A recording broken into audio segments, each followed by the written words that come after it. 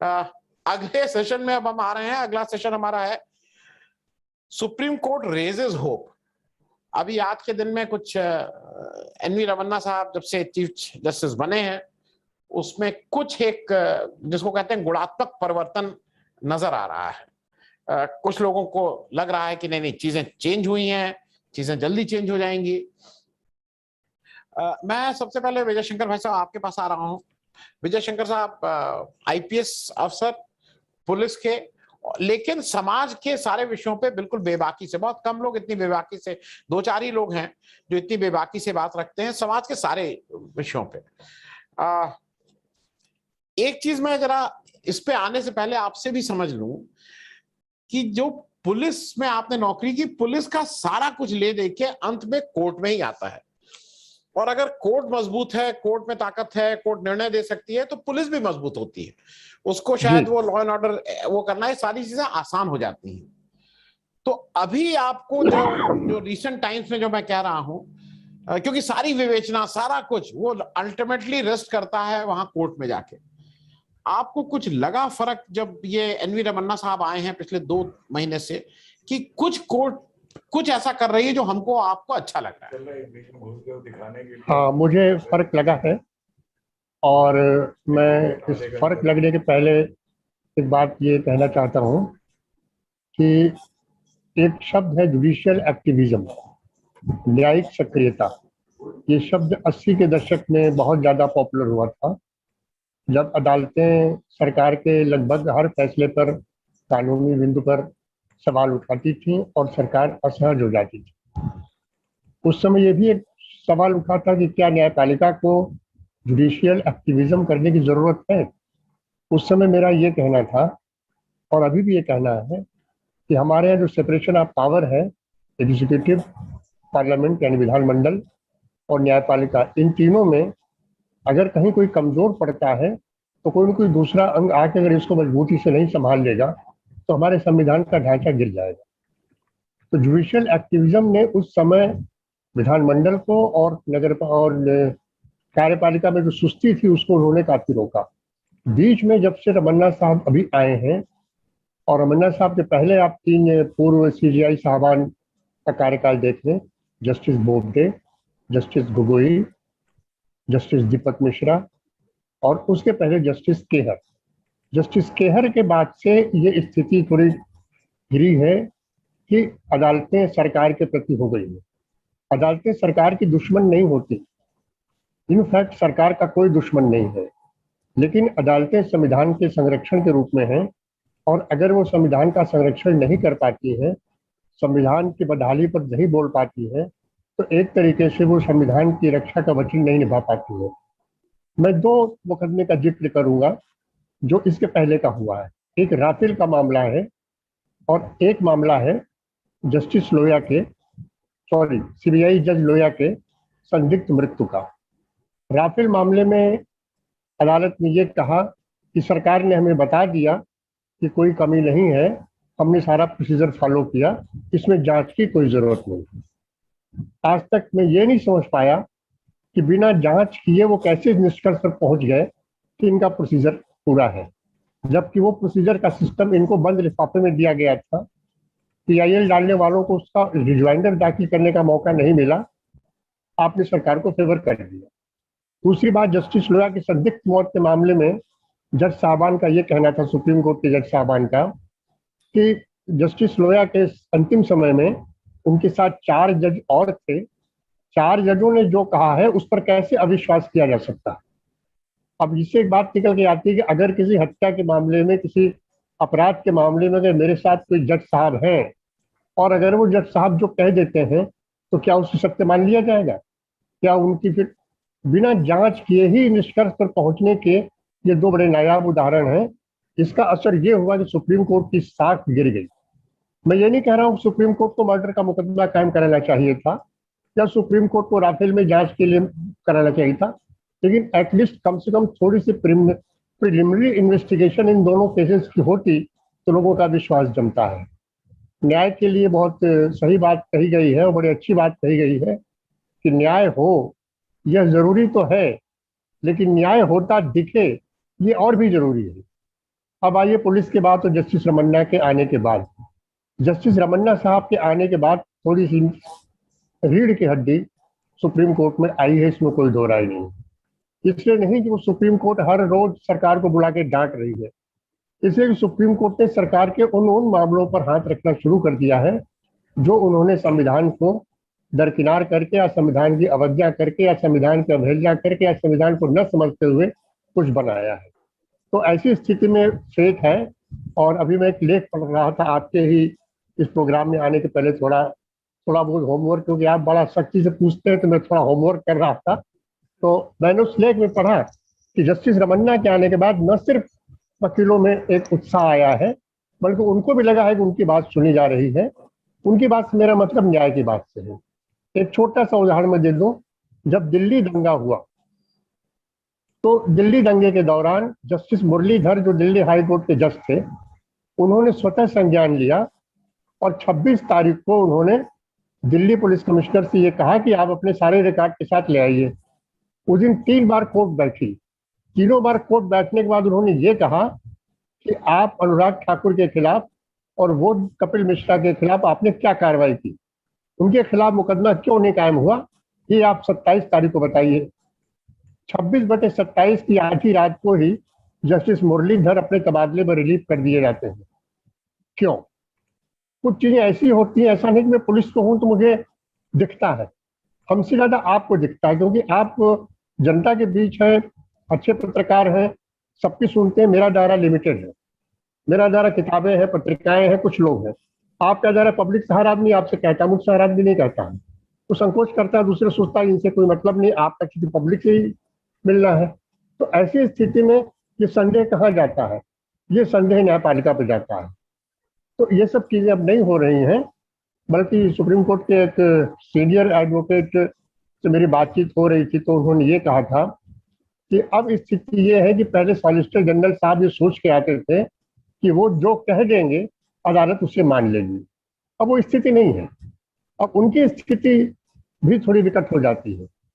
तो आप मैं इसमें इस वक्त का हूँ कि जस्टिस रमन्ना के आने के बाद बदलाव आया है और बदलाव ही सकारात्मक दिशा में है। उम्मीद है कि ये बदलाव बना रहना चाहिए।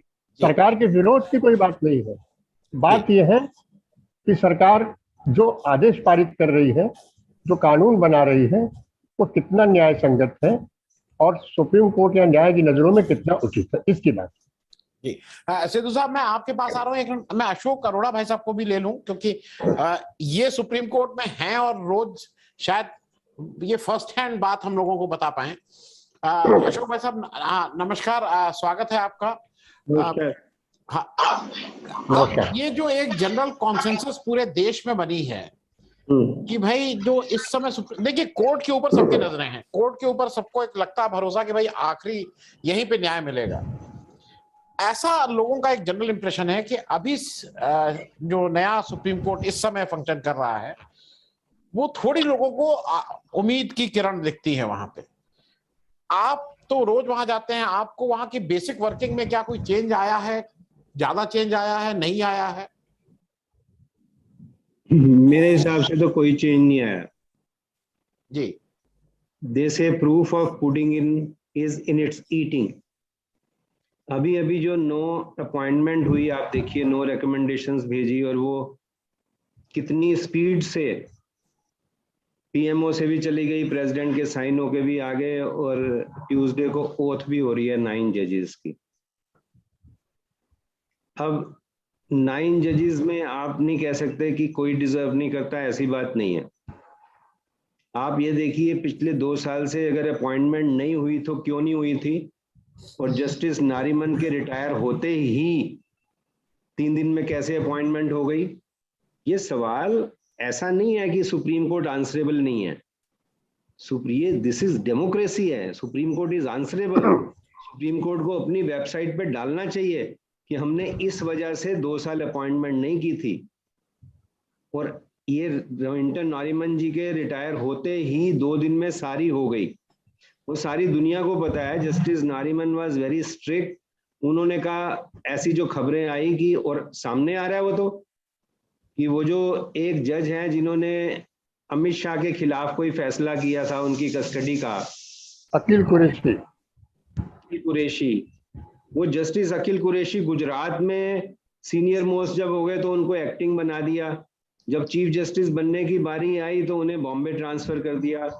जब बॉम्बे में बारी आई तो उन्हें कह दिया कि हम मध्य प्रदेश चीफ जस्टिस बना देते हैं। 6 महीने फाइल पड़ी रही लॉ मिनिस्ट्री में, उन्होंने कहा जी हम नहीं बनाएंगे। बताइए क्या दादागिरी है। सुप्रीम कोर्ट ने दोबारा फाइल भेजते तो उनको लगाना पड़ता। सुप्रीम कोर्ट ने कहा अच्छा आप नहीं मानते, चलो हम त्रिपुरा लगा देते हैं। त्रिपुरा लगा दिया। उसके बाद भी वो नंबर 2 थे हिंदुस्तान में, उनको जज बनाया ही नहीं। और गुजरात की ही जो एक नंबर 5 जज थी, नंबर 5 गुजरात में, सोचिए तो ऑल इंडिया सीनियरिटी कितनी होगी टोटल लगा लीजिए, उनको बना दिया उसकी जगह, उसको नहीं बनाया। तो एक ही विद वन स्ट्रोक आई से, मैं वो आपको भेजूंगा, विद वन स्ट्रोक मैसेज बिल्कुल क्लियर दे दिया कि जो हाई एंड माइटी के खिलाफ करेगा उसको पनिश किया जाएगा और जो गवर्नमेंट का फेवरेट होगा उसको रिवार्ड किया जाएगा। तो जो नंबर 1 जिनको सबसे पहले बनना चाहिए था वो त्रिपुरा में, वो बेचारे मार्च में रिटायर हो जाएंगे। किस वजह से हुआ? मतलब जो खबरें आ रही हैं, अगर अमित शाह के खिलाफ फैसला जिसने दे दिया उस जज की प्रमोशन ही नहीं हो सकती, तो आपने क्या मैसेज दिया? और वो जो लॉ सेक्रेटरी थी मोदी के टाइम में, नंबर 5 है गुजरात में, और गुजरात के ही 2 जज जो दिल्ली के चीफ हैं और जो त्रिपुरा के चीफ हैं वो दोनों सीनियर हैं, 4 जज और उनसे सीनियर हैं। उनको आपने बना दिया, पता नहीं हिंदुस्तान में उनकी कौन सी वो होगी। तो क्या मैसेज दिया? मैसेज यही दिया, अगर हाई एंड माइटी या किसी बड़े आदमी के खिलाफ करोगे तो समझ लो तुम्हें सारी जिंदगी नहीं छोड़ेंगे। कितना परेशान किया है। मैं तो कहता हूँ कोई और मुल्क होता और अगर परमिसिबल होता तो justice Qureshi should have filed suit for millions of dollars the way they tortured him and troubled him. Gujarat से बॉम्बे, बॉम्बे से मध्य प्रदेश, मध्य प्रदेश से त्रिपुरा, और फिर प्रमोशन फिर भी नहीं की। और जिनको आप चाहते हैं हो गए। तो वो किसने किया है वो सारा? ये जस्टिस नारीमन की रिटायरमेंट के बाद टाइम उन्होंने बोला कि इज ए लॉयन। जो व्यक्ति आप कह रहे थे शेर है, शेर क्यों कह रहे थे? इसीलिए कह रहे थे, शेर इसलिए कह रहे थे उनको क्योंकि उन्होंने कहा मैं गलत काम होने नहीं दूंगा। तो जब से वो आए, वो बोबडे साहब ने एक जज अपॉइंट नहीं किया। Are they not answerable? They are answerable. It is a democracy. ये घर का राज नहीं है, ये मोनार्क नहीं है। टॉप 5 जजेस of supreme court do injustice to their own colleague. आप ये देखिए, जिनके साथ में रोज खाता पीता बैठता हूं उनके साथ में इनजस्टिस कर रहा हूं, तो एक कॉमन आदमी को कैसे जस्टिस मिलेगा? 35 साल लगते हैं इलाहाबाद हाईकोर्ट की यहाँ अपील सुनने में। 35 साल लगेंगे, वो बंदा बचेगा ही नहीं। 90% तो मर ही जाएंगे। कोई किसी का ध्यान नहीं है उस पर। 14 साल से लोग अंदर बैठे हैं, उनकी अपील सुनाई नहीं हुई। 14 साल 15 साल से लोग अंदर हैं, उनकी सुनवाई नहीं है। क्या चेंज आ गया जी? ये चेंज आया है कि नारीमन साहब के जाते ही खट से सारे नाम वो कर दिए जिसमें साफ दिख रहा है कि सरकार की पूरी दखल अंदाजी रही है कि ये नहीं बनेंगे कुरैशी। सारी दुनिया, बच्चे को पता है कि कुरैशी, जस्टिस कुरैशी के साथ जाती हुई है। ये जस्टिस कुरैशी के साथ जाती नहीं हुई है, प्लीज। मैं उनका रिश्तेदार नहीं हूं, लेकिन मेरे को ये क्लियर लगता है, ये तो मैसेज दे दिया आपने। चिलिंग इफेक्ट इसका होगा। मजिस्ट्रेट भी सोचेगा भैया अगर मेरे को कुछ बनना है तो यार इसके खिलाफ तो मत करूं, इसको तो अंदर मत करूं, और जिसको बेल देनी है उसको आधी रात में बेल दे दूं। आपने देखा जिसको बेल, आधी रात बेल जिनकी हुई है। क्या चेंज क्या है? नहीं है वो to secure justice for all. इस पे unfortunately very few have applied mind to this, very few have applied mind to this. मेरे को तो लगता है जो उनके खिलाफ जस्टिस रमना के कंप्लेंट भी हुई थी, उसमें भी कुछ लोगों का हाथ होगा, पक्का होगा हाथ कुछ लोगों का जी। ये कुछ ट्रिक करते हैं कि जिसको भी बनना है उसके खिलाफ कुछ ना कुछ निकाल के नर्वस करो जजेस को, परेशान। नहीं, मैं एक मिनट इस पे ये बता दूं, कुछ बहुत इने गुने लोगों का ये भी कहना है कि मैं जरा सिद्धू साहब मैं आ रहा हूं 1 मिनट, क्योंकि ये बात ऐसी है जिसपे जैसे हम सब लोगों की उम्मीद थी। आपके यहाँ जिस दिन ये कॉलेजियम हुआ उस दिन 10वीं वैकेंसी भी हो गई थी 34 में आज 33 वैकेंसीज आर देयर, एक वैकेंसी खाली है जो लास्ट में जस्टिस सिन्हा या कौन रिटायर हुए, सक्सेना सिन्हा। हाँ, ऐसा कुछ लोगों का कहना है कि ये स्ट्रैटेजिकली कॉलेजियम ने 9 नाम इसलिए भेजे कि कम से कम ये अटके ना, हमारा काम चलता रहे। एक नाम इसलिए रोका हुआ है कि अब वो सिंगल नाम जस्टिस कुरैशी का भेजेंगे और उसको रिजेक्ट अगर होगा तो वो फिर भेजेंगे, बिकॉज क्या बात कर रहे हैं? आई एम सॉरी आनंद साहब, आप क्या बात कर रहे हैं? कह रहे हैं कुछ लोग। नहीं, जजेस को ये सोचना चाहिए क्या? वो नाम भेजे, नहीं करेगी सरकार दोबारा नाम भेजे, बुला के पूछे, लॉ मिनिस्टर को सम्मन कर लें। ये क्या बात हुई? अब कैसे हो गए 9 नाम? ये आई एम सॉरी, ये फालतू, वो मैं तो क्या कहते हैं, वो मैं बेगुनाह बेपना अंधेरों को सुबह कैसे कहूं। बड़ा अच्छा उन्होंने लिखा है कि तुम्हारे पांव के नीचे कोई जमीन नहीं, कमाल ये है कि फिर भी तुम्हें यकीन नहीं। मैं बेपनाह अंधेरों को सुबह कैसे करूं, इन नजारों का मैं अंधा तमाशबीन नहीं। मैं अंधा तमाशबीन नहीं बनना चाहता हूं, अंधा तमाशबीन नहीं हूं मैं कि बस जो ढूंढूंगी एक नाम अलग से भेजेंगे।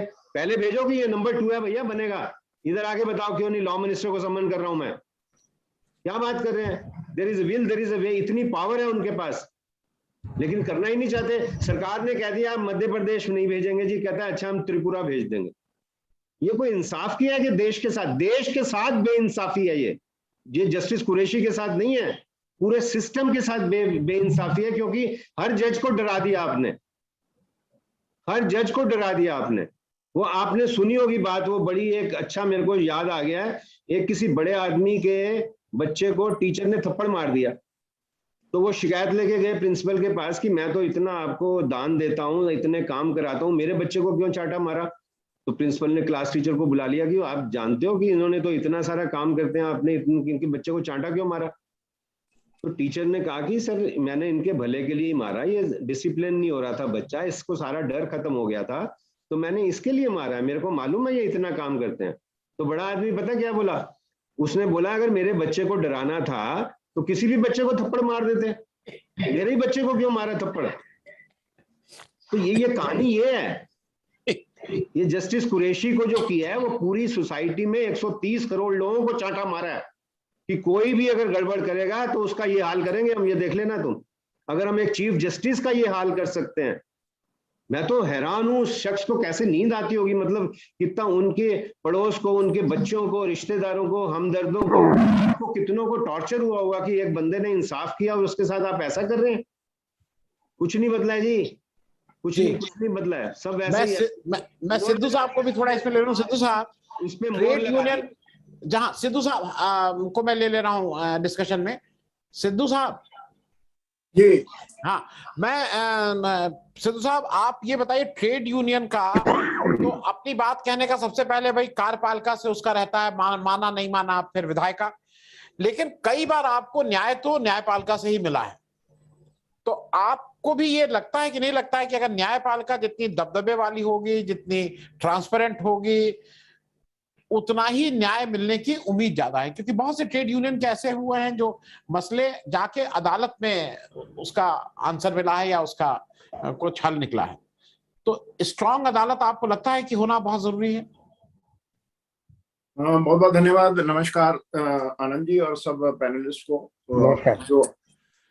जो आपने कहा जी, मैं ज्यादा पीछे बैक में तो नहीं जाऊंगा, परंतु पिछले साल 2020 में जो पेंडेमिक महामारी की वजह से हमारे माननीय प्रधानमंत्री जी ने 4 घंटे का देश को नोटिस देकर पूरा देश लॉकडाउन किया था, उस पे ना तो किसी की कोई सलाह मानी। मैंने सेम डे 24 को ही रात को प्रधानमंत्री को मैसेज मेल पे भेज दिया था कि जो हमारे इनफॉर्मल वर्कर हैं, जो अनऑर्गेनाइज सेक्टर में काम करते हैं, वो करोड़ों की तादाद में है, 40 करोड़ के करीब है इनफॉर्मल वर्कर। तो वो कैसे, कहाँ पर रहेंगे, उनको कैसे खाना मिलेगा, उनको कौन दवा देगा, वो इफेक्ट होंगे अगर कोरोना से।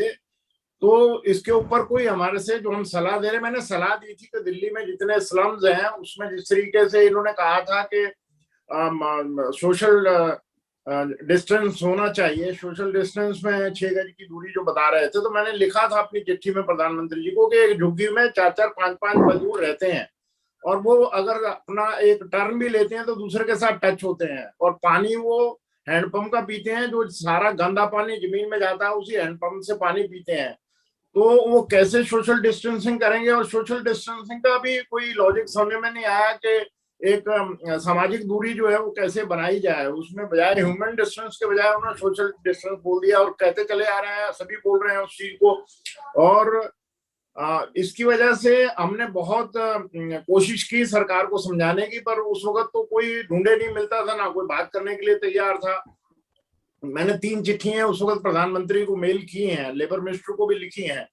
और उसके बाद प्रधानमंत्री जी ने एक अपील करी थी पूरे नेशन के उद्योगपतियों को कि भाई अगर इस दौरान में पैंडेमिक में आप किसी भी इनफॉर्मल वर्कर को रोल पे रखेंगे, उनका नाम नहीं काटेंगे, सैलरी उनकी जारी रहेगी, उनके रहने की व्यवस्था करेंगे, खाने की व्यवस्था करेंगे, उनके बच्चों के, उनके बुजुर्गों की देखभाल करेंगे। ये अपील के बाद डिजास्टर मैनेजमेंट एक्ट में सारे रूल सस्पेंड करके वो होम मिनिस्ट्री के पास आ गए और होम सेक्रेटरी ने उसके ऊपर एक ऑर्डर निकाल दिया कि चीफ सेक्रेटरी को तो सबको तनख्वाह जारी रहेगी और खाने वाने की व्यवस्था सब करेंगे। और उसके बाद लेबर मिनिस्टर ने एडवाइजरी निकाली सब चीफ सेक्रेटरी को। बड़े ताजुब की बात है, शर्म की बात है, हम पढ़ते थे क्योंकि हम जब देश आजाद हुआ है 47 में, उसके बाद की पैदाश है, तो उसमें हमने खुद आंखों से देश ने देख लिया कि कैसे किस तरीके से हमारे देश का, जिसको ये कहते हैं कि ये माइग्रेंट वर्कर है, उसके साथ बंटवारा देश में ही हो गया, अंदर ही, देश के अंदर ही हो गया और पूरा देश लॉकडाउन कर दिया। उस वक्त मेरे ख्याल से इतने पेंडेमिक के केस भी नहीं थे हमारे देश में। और सारा वर्कर जो है वो उसको जेल के अंदर तब्दील करके अंदर बंद कर दिया। और जब वो कुछ सोशल ऑर्गेनाइजेशन, यूनियन जैसे हमारे कॉन्ट्रैक्ट वर्करों को खाना वाना खिला रहे थे, रहने की जगह कर रहे थे, परंतु उसके बावजूद भी कितने दिन वो चलता, वो एक्सटेंड करते गए और पूरा देश जो है वो लॉकडाउन, सारी फैक्ट्रीज बंद थी, सारे ऑफिस बंद थे, सारे road transport, rail transport, waterway, airway, total complete बंद था। तो आपको हमें तकलीफ इस बात की है कि उसके ऊपर कोई भी संज्ञान जो है वो कोर्ट ने अपनी तरफ से सुमोटो नहीं लिया। कुछ हमारे माननीय एडवोकेट जो हैं वो सुप्रीम कोर्ट में गए, उन्होंने इस पर अपील की, पहले रिलीफ नहीं मिला, दोबारा कुछ रिलीफ उनको दिया गया। बाद में इस जो होम मिनिस्टर के जो आदेश थे उसके खिलाफ कुछ उद्योगपति कोर्ट में चले गए बाद में, और वहां पर कोर्ट ने, हमें सुप्रीम कोर्ट से उम्मीद थी कि भाई ये ऐसा कुछ आम देश के नागरिक को जो बेचारा बिना पैसे के भूखों मर रहा था तो उसको कम से कम कुछ राहत मिल जाएगी, परंतु सुप्रीम कोर्ट ने उस पर आदेश दे दिया कि इसको गवर्नमेंट को कोई जरूरत नहीं है इंटरवीन करने की, आप अपना ऑर्डर विड्रॉ करिए। और कोर्ट से अपना ऑर्डर विड्रॉ कर लिया होम मिनिस्ट्री ने, लेबर मिनिस्ट्री ने, और अंत में ये डिसीजन दे दिया कि इसमें मालिक और एम्प्लॉयर बैठ के फैसला करेंगे अपना। आज तक किसी एम्प्लॉयर ने एक धेला भी किसी वर्कर को किसी का दिया नहीं। और प्रधानमंत्री की अपील दूसरे केसेस में तो सुनी जाती है, जहां पर कोई गवर्नमेंट के खिलाफ बोले वो रातों रात ही उठाकर जेल में चला जाता है, परंतु इस वर्कर के केस में वो अपील को क्या दुर्गत हुई है प्रधानमंत्री की, उसके बारे में कोई एक्शन नहीं, उल्टा 20 लाख करोड़ रुपए का पैकेज सारे उद्योगपतियों को दिया। और उस वक्त हम कहते थे कि हमने गांधी समाधि पर हंगर स्ट्राइक रख दी, हमारे को वहां से इन्होंने उठवाकर पुलिस से राजेंद्र नगर थाने में बंद कर दिया और शाम को 6 बजे छोड़ा।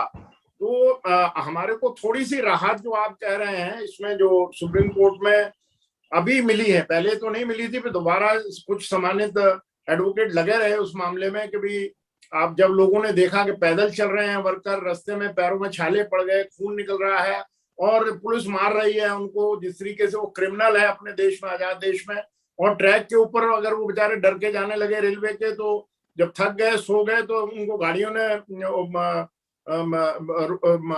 उसको कुचल के रख दिया। ये सारी चीजें देश के सामने थी।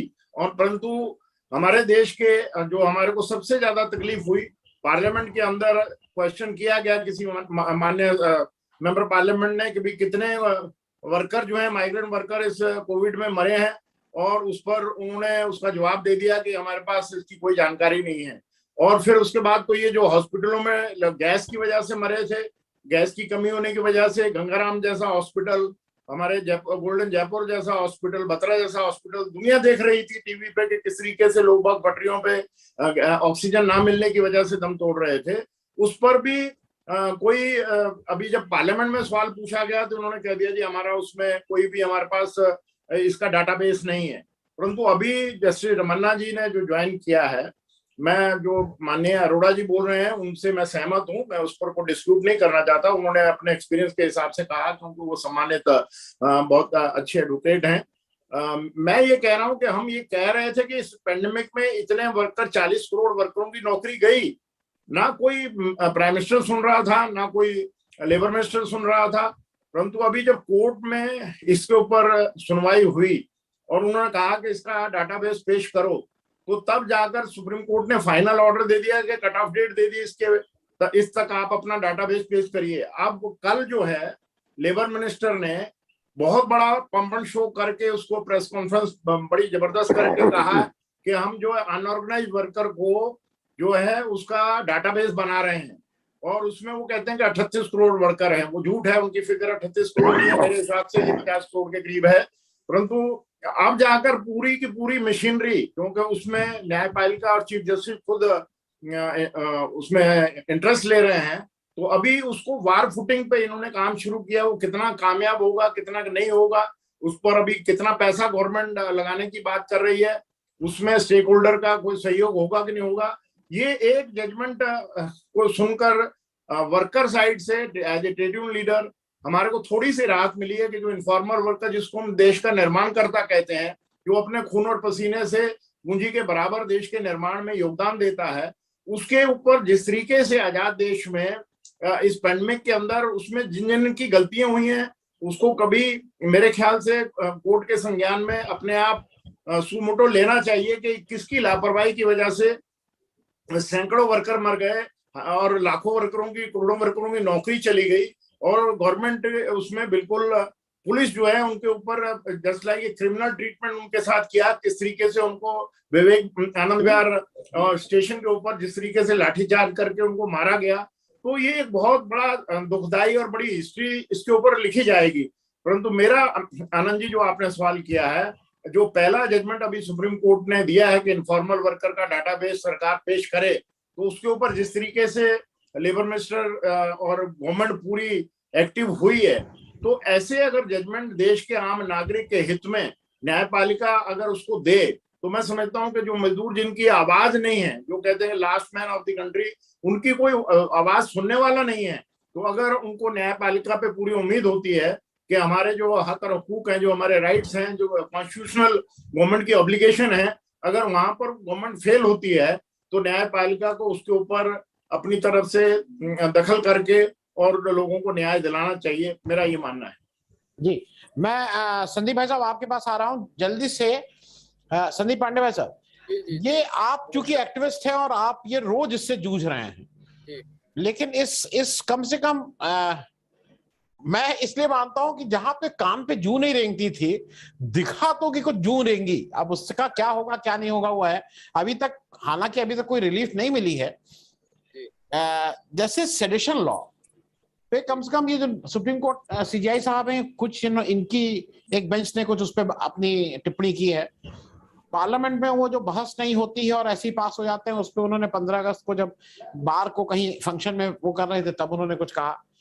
तो मैं इसको इसलिए कह रहा हूं कि कुछ आशा की किरण है कि ये भी सब वही रन ऑफ द मिल है। नहीं, देखिए, कुछ तो उम्मीद बंधी है, मैं ये जरूर कहूंगा।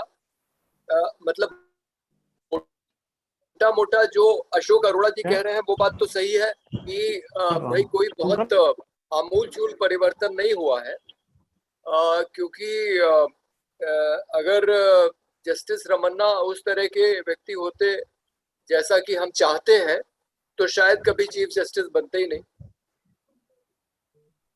लेकिन ये इसके बावजूद मैं ये कहूंगा कि पिछले जो मुख्य न्यायाधीश रहे हैं उनकी तुलना में तो कम से इतनी हिम्मत दिखाई है कि कुछ महत्वपूर्ण टिप्पणियां की हैं।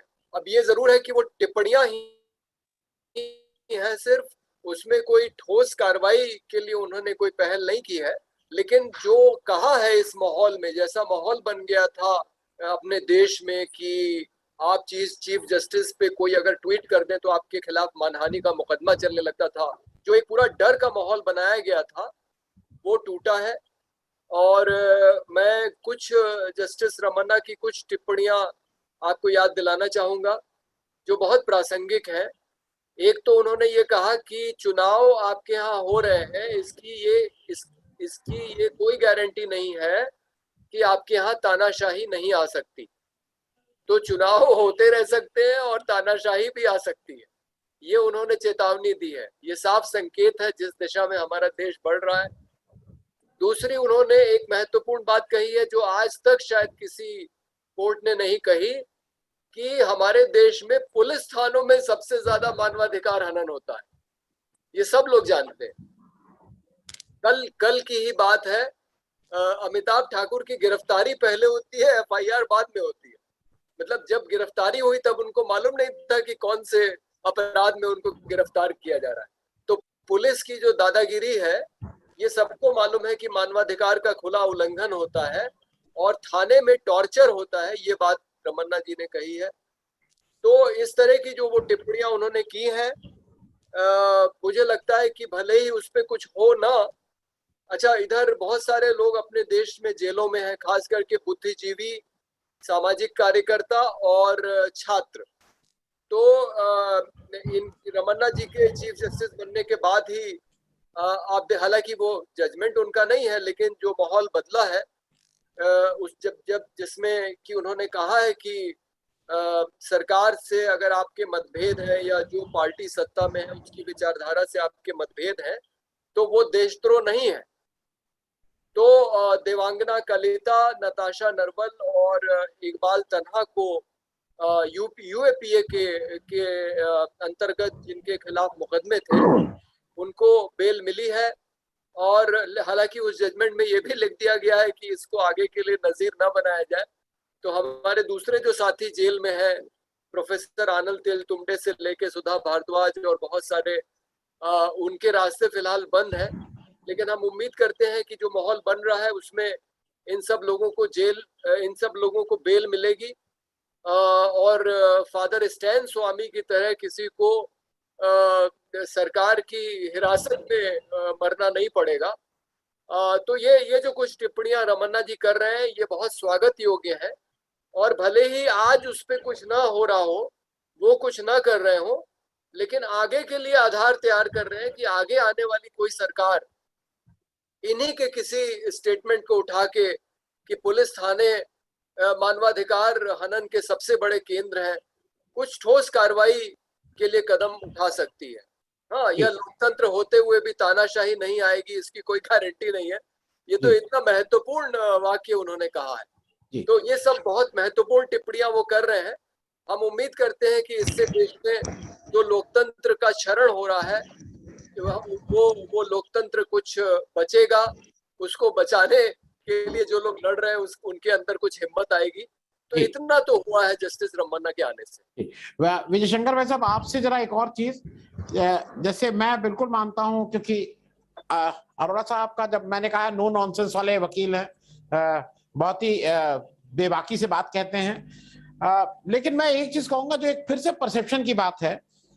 क्योंकि अब हो क्या रहा है कि जैसे इनका कंपैरिजन हो रहा है जस्टिस गोगोई से और बोबडे साहब से, अब उनके कंपैरिजन में ये हम लोगों को बहुत अच्छे लग रहे हैं। हो सकता है कि भाई सुप्रीम कोर्ट में ऐसे ही फंक्शन करना चाहिए, इसलिए वो नॉर्मल चीज है जो वहां सुप्रीम कोर्ट देखता है।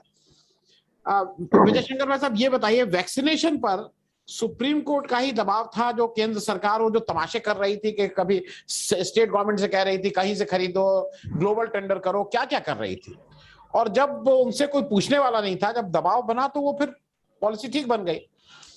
केंद्र सरकार पर एक बार फिर से इस समय दबाव बना रहे हैं, मतलब दबाव इन द सेंस कि पूछा जा रहा है कि भैया पेगासस क्या है। वो कह रहा है नेशनल सिक्योरिटी, वो कह रहा है ठीक है वो सब ठीक है, लेकिन है क्या। आपको लगता है कि पेगासस पे भी कोई जांच कमेटी टाइप चीज बन पाएगी? हाँ, मुझे लगता है कि पेगासस को कुछ न कुछ होगा। पेगासस में दो बातें हैं जो मैं एज ए पुलिस अफसर सोच पा रहा हूँ। दो बातें जी, एक तो अगर ये जासूसी पेगासस स्पाईवेयर सरकार ने खरीदा है या सरकार की किसी एजेंसी ने खरीदा है और उसने जासूसी का दुरुपयोग किया है तो ये तो गलत नहीं है, इसमें तो कोई दो राय नहीं।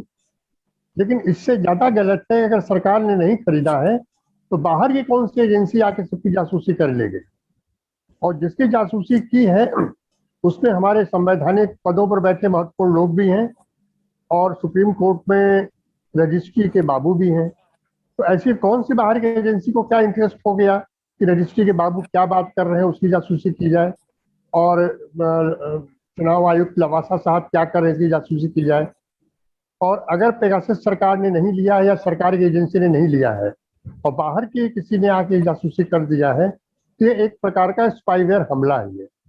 क्योंकि पेगासस कोई सामान्य स्पाईवेयर नहीं है कि हम आपके फोन की सुन लें या कुछ और बातें सुन लें।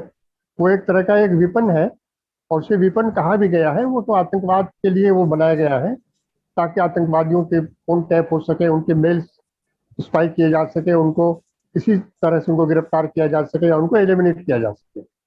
अब डिफेंस मिनिस्ट्री ने कह दिया है राज्यसभा में कि हमने पेगासस नहीं खरीदा। जाहिर है अब डिफेंस मिनिस्ट्री को किनारे कर दीजिए, उन्होंने पेगासस नहीं खरीदा है। अब पेगासस किसने खरीदा, अब दो लोगों पर शक आता है, गृह मंत्रालय ने खरीदा या नेशनल सिक्योरिटी एडवाइजर की सेक्रेटेरिएट ने खरीदा है। सुब्रमण्यम स्वामी जो अक्सर ऐसी ट्वीट कर देते हैं जिससे सरकार ही असहज हो जाती है, हालांकि वो सरकार के ही सत्तारूढ़ दल के ही एमपी हैं, उन्होंने कहा है कि 2017 में नेशनल सिक्योरिटी एडवाइजर का बजट 35 करोड़ है और 300 करोड़ उसमें वृद्धि हुई है। 300 करोड़ में क्या खरीदा गया है? सरकार अभी भी ये नहीं कह पा रही कि हमने नहीं खरीदा है, वो ये तो कह रही है कि नहीं इसका जो है दुरुपयोग नहीं हुआ है।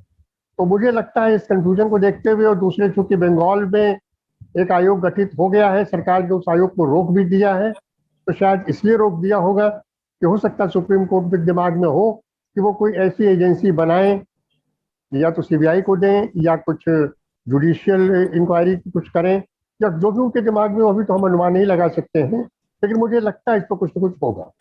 जी अशोक अरोड़ा भाई साहब, आपसे एक और बात, क्योंकि आप इतने सर्जरी करते हैं उसकी, एक और बात हुई है ट्रिब्यूनल्स जो पूरे देश में, और मैं अपना व्यक्तिगत अनुभव आपको बता दूं, आरटीआई क्या जाता हूं, वो जज साहब आते हैं करीब 1 घंटे के लिए, मतलब एक तो 12 बजे आते हैं, 1 बजे तक उठ जाते हैं, और वहां पे भी 4-4 साल से मुकदमे, नहीं मतलब नया ट्रिब्यूनल बना है उसमें भी 4-4 साल से मुकदमे हैं। अरे आरटीआई का बना है, इतनी ट्रिब्यूनल में खाली हैं जगह हैं, और ये केवल पार्किंग वाली जगह हो गई है पुराने जजेस की और कुछ नौकरशाहों की।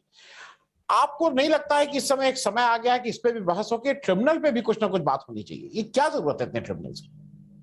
बहुत जबरदस्त बात आनंद से आपने कही, आई 100% एग्री विद यू कि वो ऐसा ही हो गया है कि अब 65 के बाद आप लगा देते हो, बंदे का मोटिवेशन लेवल सब खत्म हो जाता है।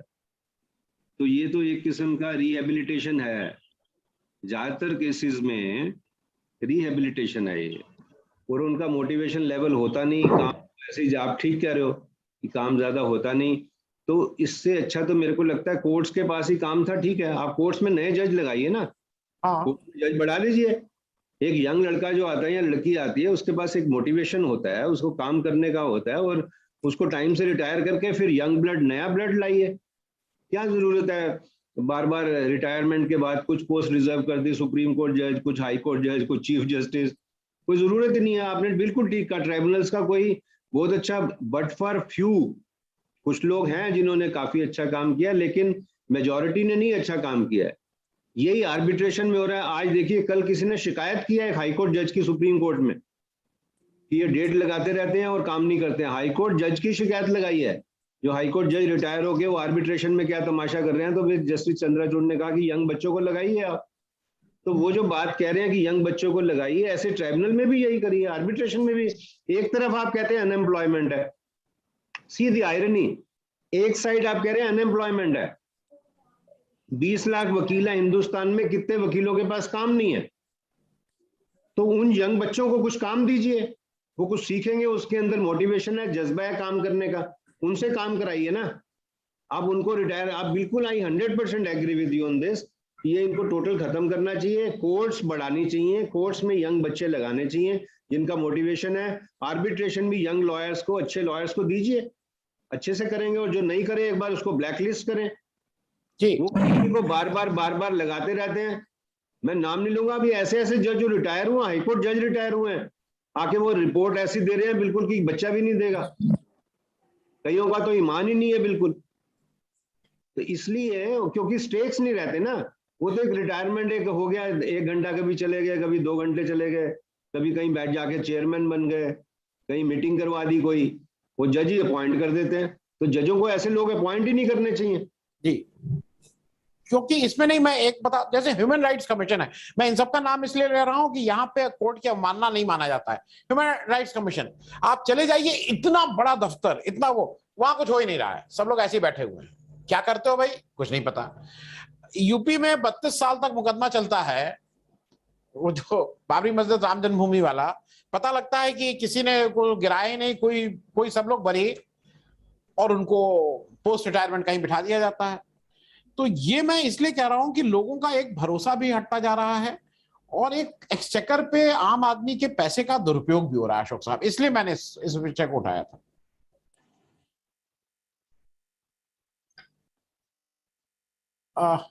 मैं अशोक अरोड़ा साहब हैं क्या?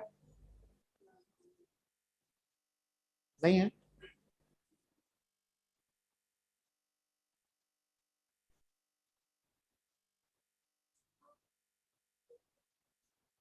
हाँ, अच्छा ठीक है। सिद्धू साहब, मैं आपके पास फिर से आ रहा हूं। एक मामला और है जिसमें, क्योंकि आप इसको माइग्रेंट लेबर और ये सब वॉच कर रहे हैं, एक कॉम्पनसेशन का मामला आया था, और उस कॉम्पनसेशन के मामले में अगर आपको याद हो, नेशनल डिजास्टर मैनेजमेंट एक्ट के तहत कुछ पैसा देना था। एक बार केंद्र सरकार की तरफ से ऑर्डर भी निकल गया 4 लाख रुपए की बात, फिर उसको ऑर्डर विड्रॉ कर लिया गया। उस पे भी सुप्रीम कोर्ट इंटरवीन किया था, और उसने कहा था नहीं नहीं, पैसा तो देना ही होगा। और उस पे कहाँ मामला पहुंचा है, कुछ उस पे आपको लेटेस्ट पता है? आनंद जी, देखिए, हमारी तकलीफ ये है कि गवर्नमेंट की तरफ से सोशल डायलॉग बिल्कुल बंद है। अभी जो सुप्रीम कोर्ट ने ये जो आदेश दिए हैं डाटाबेस के, अब पहली दफा लेबर मिनिस्टर जो नया अपॉइंट किए हैं, पुराने वाले लेबर मिनिस्टर को उनसे ले लिया रेजिग्नेशन, और उनकी जगह पर अभी कैबिनेट रैंक दिया है भूपेंद्र यादव जी को। इन्होंने अभी एक ई पोर्टल का उसको उद्घाटन करके उसको लोगों को बताया कि भी अब आप वर्कर जो है, जो अनपढ़ है, लिटरेट है, वो ई पोर्टल ऑनलाइन जो है अपना रजिस्ट्रेशन करा सकता है। तो उसका पूरा डाटाबेस जो है वो तैयार करने की कोशिश कर रहे हैं पूरे देश में, जो कि बहुत बड़ा काम है, बहुत बड़ा चैलेंज है। मुझे नहीं लगता कि जो बेचारा दिहाड़ी पे 12 घंटे काम करता है दिल्ली में, उसको 8,000 रुपये सैलरी भी नहीं मिलती है, कोई अपॉइंटमेंट लेटर नहीं मिलता है। वो जस्ट लाइक बंधुआ मजदूर, फोर्स लेबर, जजमेंटें हैं कि फोर्स लेबर खत्म हो गई, बंधुआ मजदूर खत्म हो गया। देश की राजधानी में फोर्स लेबर काम कर रही है, 12-12 घंटे काम लेते हैं उनसे, क्योंकि उसने जिंदा रहना है और झुग्गी में रह रहा है वो बेचारा, वहां अपने बच्चों के लिए गाँव में पैसे तो थोड़े बहुत बचा कर भेजता है। और जो नहीं, उसको अगर वो डिमांड करता है कि मेरे को 12 घंटे काम लिया जा रहा है और 8,000 रुपये दिया जा रहा है, तो उसको अगले दिन से नाम काट देते हैं उसका, और उसको कहीं से न्याय मिलता नहीं है। वो फिर जाकर कहीं ना कहीं दिहाड़ी करने लग जाता है। तो इसके ऊपर माननीय न्यायालयों ने जो आदेश दिए हैं किसी देश के आम नागरिक के हित में, उसके हक को देखते हुए, उसके अंदर भी दुनिया भर की अड़चने हैं। वो कहीं गवर्नमेंट जो है वो हाथ ही नहीं रखती है। मैंने अभी आपको अपने ये जो एक पेगासस के थ्रू जो लोगों की टेपिंग हुई है फोनों की, और उनकी सारी जितनी भी सीक्रेट चीजें किसने की है क्या नहीं की है, उसमें पार्लियामेंट तो चलने नहीं दी है हमारे अपोजिशन के साथियों ने। मैं एज ए वर्कर पूछता हूं कि हमारे देश में 40 करोड़ वर्कर की नौकरी गई हुई है, क्यों नहीं पार्लियामेंट बंद होती है? उस पर सारे पॉलिटिशियन क्यों नहीं बात करते? किसी का मुंह फूटता ही नहीं है पार्लियामेंट में कि ये भूखों मर रहा है देश में। 80 करोड़ को आप कह रहे हैं 5 किलो मैं गेहूं दे रहा हूं, या 5 किलो चावल दे रहा हूं, 1 किलो दाल देता हूं, उसके ऊपर सारे राजनीतिक दल जो है वो हाथ मिलाए बैठे हुए हैं यहाँ पर।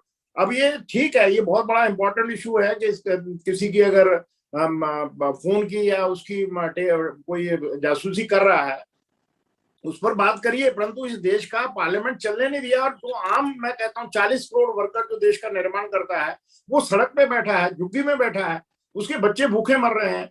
वो पढ़ाई से उसके बच्चे जो है स्कूलों से निकाल दिए गए, नाम काट दिए गए उनके, मकान मालिक उनको मकान का किराया नहीं दे रहे, सड़क पे निकाल के फेंक दिया। इसके लिए कोई पार्लियामेंट के अंदर बहस ही नहीं होती है। ये किसान हमारे बॉर्डर पर बैठे हैं, 1 साल से ज्यादा हो गया है, और उनके 500 से ज्यादा किसान मर गए उसके अंदर। उन्होंने सर्दी देखी है हमारे देश की, माइनस टेम्परेचर, बारिश कर देख दिया ली, है, गर्मी देख ली, हमारी 44 डिग्री छुट्टियां को कर टेम्परेचर, दो और पार्लियामेंट के ऊपर इन इश्यूज पर जो आप कर नागरिक दीजिएगा, के ठीक। हकों का अभी हनन हो रहा है, इसके ऊपर कोई अभी नहीं, पार्लियामेंट का हाँ कोई जी, राजनीतिक जो पार्टी है वो मुंह खोलती निकालती नहीं है आवाज जो है, और इसके ऊपर पूरा पार्लियामेंट बंद हुआ है। तो ठीक है, उन्होंने यूनिटी की है क्योंकि उसमें काफी महत्वपूर्ण आदमियों के जो फोन जो है वो टेप हुए हैं, उनकी जासूसी हुई है।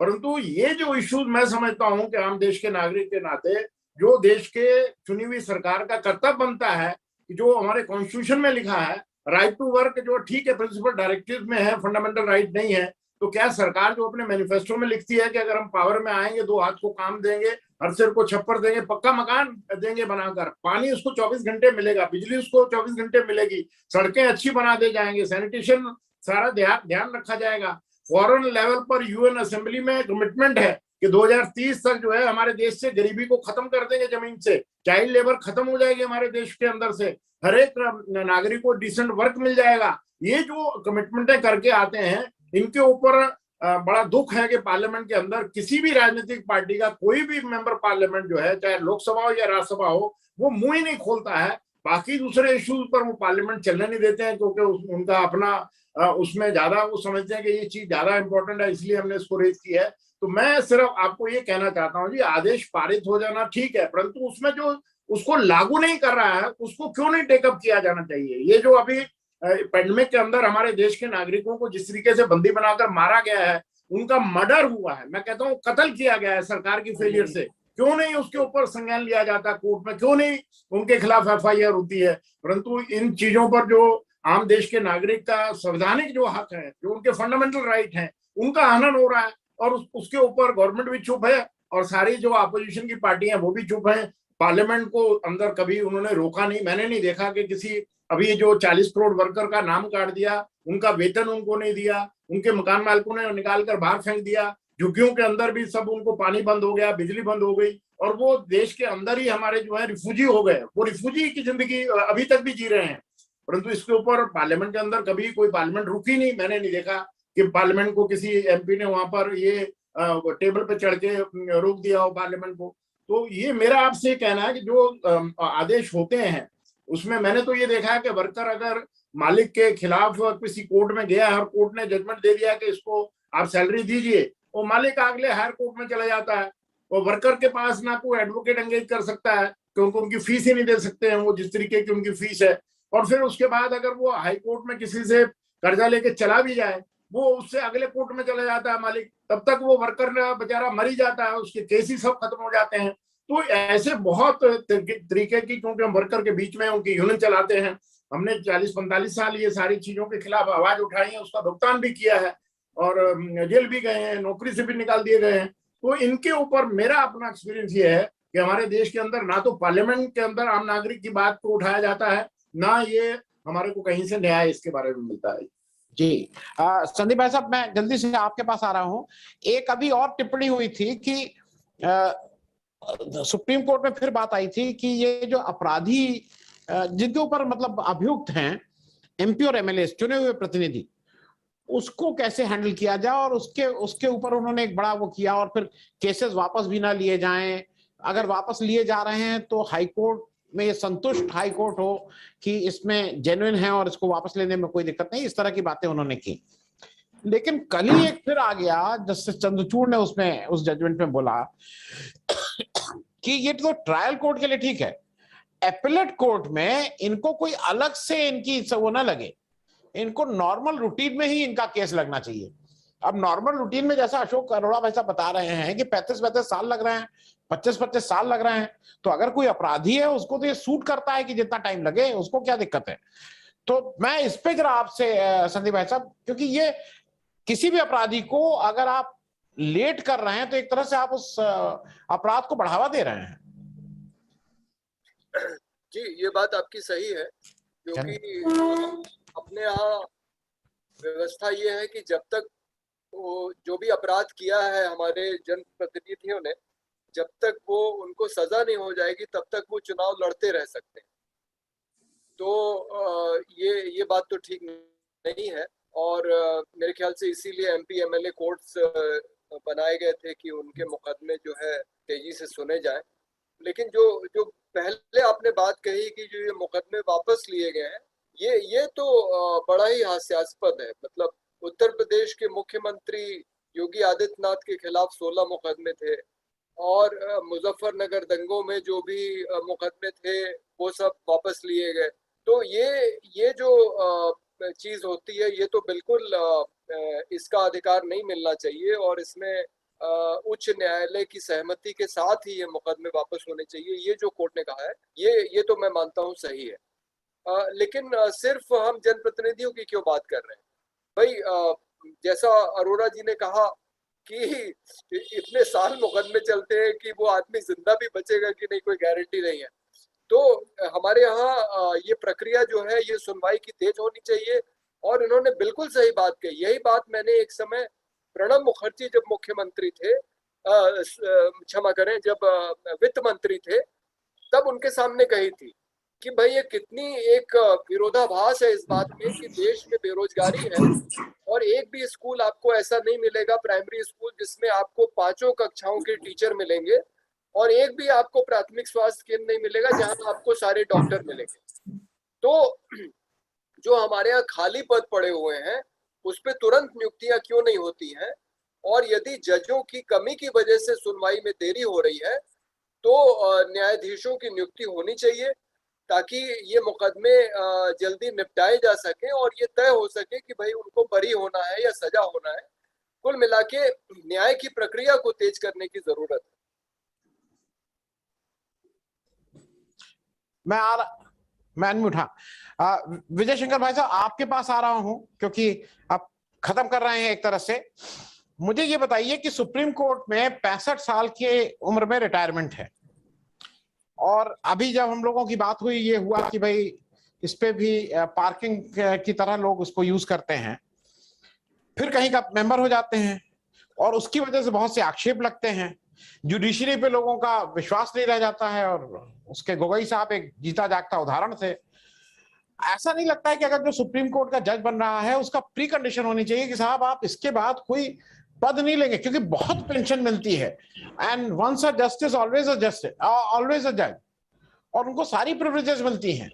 तो आपको नहीं लगता है कि कम से कम एक आम आदमी का भरोसा रहे, तो बाकी लोगों को नौकरी वोकरी करने दीजिए, लेकिन सुप्रीम कोर्ट के अभी अगर आपको इतना ही काम करने का तो कहीं जाके पढ़ाइए अच्छे लॉ स्कूल में, कहीं इस तरह।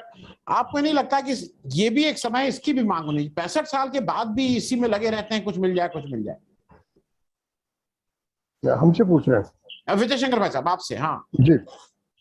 सुप्रीम कोर्ट के जो जजेस रिटायर होते हैं, जो सीजेआई या और जजेस रिटायर होते हैं, तो उनके लिए तो नेशनल ह्यूमन राइट्स कमीशन का जो चेयरमैनशिप है वो उनके लिए है। और जहाँ तक एमपी बनने की बात है, अब उसमें उनका सवाल ये उठ सकता है, पहले भी इसको उदाहरण रहे हैं कि कुछ एमपी बने हैं, वो राजनीति में आ सकते हैं कि नहीं आ सकते। अगर ऐसा कोई गाइडलाइन बनाती है तो मैं नहीं समझता कि सरकार कोई अच्छी गाइडलाइन बना पाएगी। अब ये सुप्रीम कोर्ट को ही कुछ तय करना पड़ेगा कि वो क्या गाइडलाइन बनाती है कि जो रिटायर्ड जजेस हैं वो क्या करें क्या न करें। क्योंकि आप अगर कोई व्यक्ति राजनीति में आना चाहता है तो उसके भी मौलिक अधिकार की बात उठेगी कि भाई वो राजनीति में आना चाहता है, और वो राज्यसभा या लोकसभा या विधानसभा जहाँ भी चुन के जा सके, जनप्रतिनिधि बनना चाहता है। तो मैं नहीं समझता कि ऐसी कोई बाध्यता भरा कोई कानून आएगा। लेकिन आपका यह कहना सही, और सबसे बड़ी बात जो अशोक अरोड़ा जी ने जो बात कही, बात ज्वाइन करें, और उससे मैं पूरी तरह सहमत हूँ और बहुत उपयुक्त बात है। और ये चूंकि सीनियर एडवोकेट है सुप्रीम कोर्ट पे, तो उनका ज्ञान और उनकी समझ हम लोगों से बहुत ज़्यादा विकसित होगी, कम से कम जुडिशरी के मामले में। तो उन्होंने बहुत सही कहा कि ट्रिब्यूनल्स बेकार हो गए हैं, और आपका भी कहना सही है। खुद आरटीआई के ही संबंध में कई बार मुझे भी लखनऊ जाने का मौका मिला 2-1 बार, क्योंकि मुझे भी लगा कि कभी जज बैठे नहीं है, कभी बैठे भी हैं तो 1 घंटे बैठ के निकल गए। और कई ट्रिब्यूनल में अभी भी सर्विस ट्रिब्यूनल की भी हालत बड़ी बुरी है। तो ये सब सही है, ऐसा होना चाहिए। लेकिन अब न्यायपालिका अपने को कितना शुद्ध कर सकती है, अब ये तो उसी के ऊपर है, उस पर क्या कहा जाए। जी जी। अशोक भाई साहब, एक चलते चलते एक प्रश्न आपसे और। हाँ अशोक भाई साहब, एक चलते चलते एक प्रश्न और। एक बहुत ज्यादा इस समय प्रचारित किया जा रहा है कि 2027 में हिंदुस्तान की पहली सीजीआई एक महिला बन जाएंगी, क्योंकि अभी वो महिला जज सुप्रीम कोर्ट का उन्होंने अभी ओथ नहीं ली है और अभी वो ओथ लेंगी। क्या इतना प्रेडिक्टेबल है सीजीआई बनना, मतलब बिल्कुल फिक्स है? क्योंकि बीच में क्या से क्या हो जाए, कुछ चेंज हो सकता है, या बिल्कुल प्रेडिक्टेबल है, ट्रांसपेरेंट है कि यही बनेंगी? जी इसी फिक्स होने की वजह से ही, वैसे तो ये एक अच्छी न्यूज है, मैं समझता हूँ कि एक महिला जो है एक लेडी बनेंगी चीफ जस्टिस, से ग्रेट न्यूज, क्योंकि ये फैक्ट है कि जितना आपको पता है अत्याचार होता है और जितनी उनको प्रॉब्लम्स होती हैं, इसलिए मैं तो इसको अनरिटन समझता हूँ कि रिजर्वेशन होनी चाहिए इनके लिए, और ये अच्छी बात है, ये बनेंगी। लेकिन अदरवाइज अगर आप देखो तो इतना प्रिडिक्टेबल सारा कुछ इतना लाइन से उसी वजह से वो सारी राजनीति चलती है। आप जस्टिस रूमापाल की चिट्ठी देखिए जो उन्होंने लिखी है कि कोलिजियम में होता क्या है, उन्होंने सारी पोल खोली है कोलिजियम की। वो सारा उसी वजह से होता है कि वहीं से तय हो जाता है कि ये तो ऐसे कई अच्छे जज इसलिए नहीं बने हैं। आप देखिए कितनी अफसोस की बात है कि अरे भाई ये तो फिर 3 साल सीजीआई बन जाएगा। अरे ये सोच, तो अच्छा जज है तो बनाओ, 3 साल सीजीआई बनेगा तो अच्छी बात है। तो इस वजह से कई बार देखिए, इस कैलकुलेशन की वजह से कई बार सफल हो जाता है कि अच्छा इसको 1 साल बाद ले आएंगे, अच्छा इसको 2 साल बाद ले आएंगे। तो ये भी एक मैं समझता हूं कोई अच्छा सिस्टम नहीं है। ऑल्दो सीनियरिटी से चलना चाहिए, ये तो एक ठीक कानून है, लेकिन उसकी वजह से मैनिपुलेशंस हो, ये गलत बात है। ये महिला बन रही है, बहुत अच्छी बात है, जरूर मैं समझता हूँ बनना चाहिए, क्योंकि महिलाओं के साथ जो हो रहा है आप देख ही रहे हो, इसलिए ये जरूरी है। ये तो अच्छी बात है कि उनके लिए मैं समझता हूँ कि रिजर्वेशन कुछ इस टाइप का होना चाहिए कि चलो भाई सीनियरिटी में उसका 2 नहीं 4 है, तीसरा है, ऑल इंडिया सीनियरिटी में। लेकिन ऑल इंडिया सीनियरिटी से 25-30 वाले को नहीं ले आओगे महिला, वहां आसपास थोड़ा बहुत इतना जिसमें कहते हैं आटे में नमक, उतना ठीक है कि उतनी रिजर्वेशन देना और उनको मोटिवेट करना, उनकी पर्सनैलिटी बनाना, ये तो अच्छी बात है। लेकिन उसकी वजह से राजनीति होना कोलिजियम में, ये गलत बात है। नहीं भाई साहब, एक चीज और बस चलते चलते बता दीजिए, क्या समय आ गया कि जो कोलिजियम है उसको भी कुछ एक रीलुक होना चाहिए, कि उसका स्वरूप या कुछ बदले? क्योंकि भाई ये यहाँ पे कम से कम यूपी के बारे में मैं कह सकता हूँ, ज्यादातर लोग जो जज बनते हैं वो पहले उनको सरकारी वकील बनना पड़ता है, फिर वो सरकारी वकील बहुत दिन रहते हैं। 95% लोग फिर वो किसी के रिश्तेदार, लड़का लड़की, भतीजे, बेटी बेटा, दामाद, ये सब रहना। और वो 80% से ज्यादा एक इस पे लेख भी है यूपी कि वो कहीं ना कहीं वही एक बड़ा परिवार है। तो इसका एक कोलिजियम का कुछ चेंज होना चाहिए, अपॉइंटमेंट का चेंज। तो वो इकबाल साहब ने लिखा कि अपने दिल में डूब के पाजा सुरागे जिंदगी, तू अगर मेरा ना बना मत बन, अपना तो बन। तो कोलिजियम वाले अपने बन जाएं तो कोलिजियम सिस्टम अच्छा है। कोलिजियम वाले राजनीति करें तो गड़बड़ है। कोलिजियम वाले अब आफ्टर ऑल ये क्यों है कि सारे उन्हीं परिवार के लोगों के से बनते हैं जज, या उनका जूनियर होगा, या उनका रिश्तेदार होगा, या मंत्री का रिश्तेदार होगा। तो आम आदमी जज आज भी कोलिजियम के बाद कम बनता है ना। क्यों बनता है? कम बनते हैं, इक्का दुक्का बनते हैं, लेकिन कोलिजियम फिर क्या कर रहा है? तो इसलिए ये तो इनको अपने अंदर झांकने की जरूरत है। मैं ये कह रहा हूं कि फिर क्या सिस्टम बनाएंगे आप राजनीति में? अगर उसको कोई लाते हैं, आपने उसको क्वैश कर दिया, वो जो नेशनल जुडिशियल कमीशन बना रहे थे, जी, तो कहाँ जाए बंदा? जाऊं तो जाऊं कहां पर? तो इनको ही चाहिए जो जज। मैं इसीलिए कह रहा था, मैं माफी चाहता हूं और बिल्कुल विदाउट इनिबिशन भी कह रहा हूं कि अगर आप अपने साथी के साथ ही इंसाफ नहीं कर रहे हो तो फिर आम आदमी के साथ कैसे इंसाफ करो? इफ टॉप 5 जजेस sitting together can do injustice to their own colleague, अल्लाह मालिक है। चलिए इसी नोट पे कि भगवान मालिक है और हम लोग तो ईश्वर के आसपास न्यायालय को मानते हैं। भाई न्याय का मंदिर कहा जाता है, और बहुत से लोगों की उम्मीद जगी है। ईश्वर के नहीं, ये भी डाउट हो जाता है ना फिर, है कि नहीं है। जी, मैंने कहा लेकिन बहुत से लोगों की उम्मीद जगी है। मैं अभी भी ये मानता हूं कि वो उम्मीद कुछ तो कम से कम खरी उतरेगी, नहीं तो पिछले 2-3 वर्षों से तो लोगों का भरोसा जैसे उठता जा रहा था। जिस ढंग से प्रेडिक्टेबल था कि अब ये होने जा रहा है, इसमें ये प्रोटेक्शन मिलेगा। कुछ चीजें ओपन एंड शट केसेस थे, लेकिन सरकार उससे निकल गई। खैर, ये तो हमें भी देखना पड़ेगा। और आपने जो बात करी है कि नूरा कुश्ती है कि वाकई कुछ करना चाहते हैं, ये तो वही बता सकते हैं जी अपने अंदर झांक के, हम नहीं बता सकते। नहीं, हम सब लोगों की उम्मीद यह है कि नूरा कुश्ती ना रहे, ये असली कुश्ती बने। आप सब लोगों का बहुत बहुत धन्यवाद। अशोक भाई साहब आपका, हरभजन सिंह सिद्धू साहब आपका, विजय शंकर भाई साहब आपका, डॉक्टर संदीप पांडे आपका बहुत बहुत धन्यवाद ज्वाइन करने के लिए।